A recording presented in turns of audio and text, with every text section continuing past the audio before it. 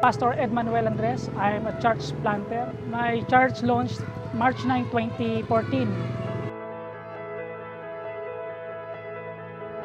So after 2014 ng launching ng church, ako po ay nakaranas ng financial problem, and I decided na ako ay magtrabaho bilang isang security guard.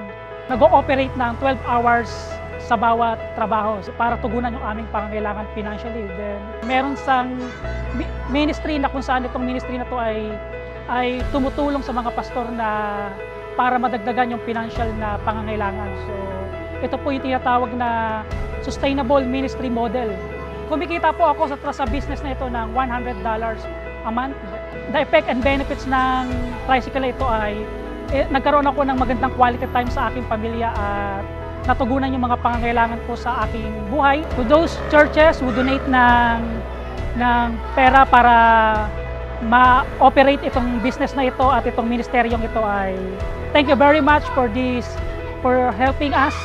At I hope na there are many pastor pa na matulungan ninyo sa sustainable ministry model na tulad nito.